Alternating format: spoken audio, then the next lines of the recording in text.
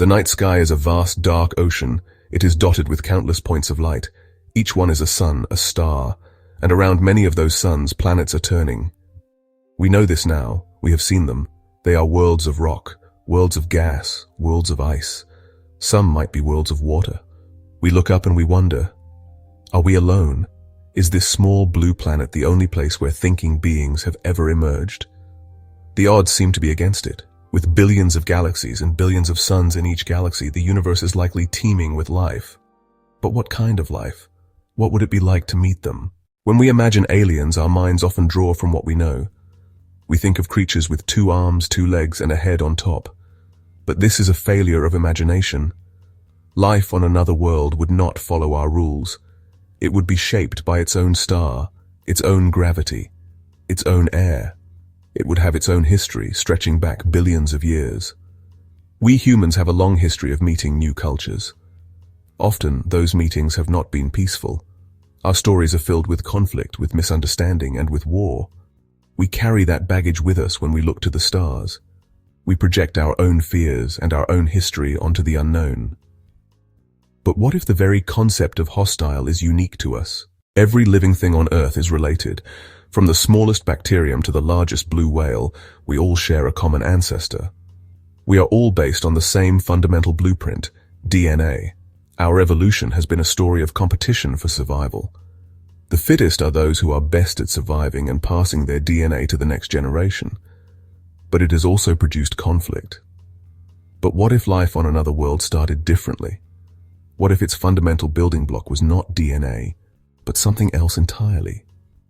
Perhaps a crystal-based life form, or a being made of pure energy. Perhaps on another world, cooperation, not competition, became the dominant evolutionary strategy from the very beginning.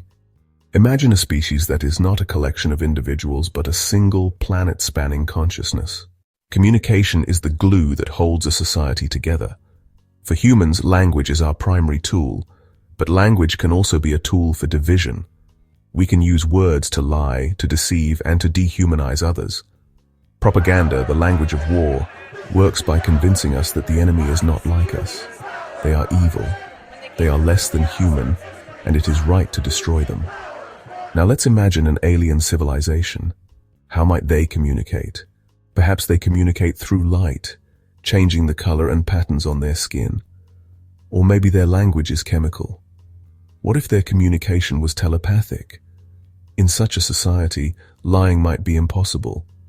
Deception would be incredibly difficult if your true intentions were always open for others to see. War is not fought by abstract forces. It is fought by individual human beings. It requires ordinary people to do something that is, for most of us, deeply unnatural, to kill another person. This transformation begins with dehumanization. A soldier is trained to stop seeing the person on the other side as a father, a son, or someone like themselves. Instead, the enemy is given a label. No war begins without a story.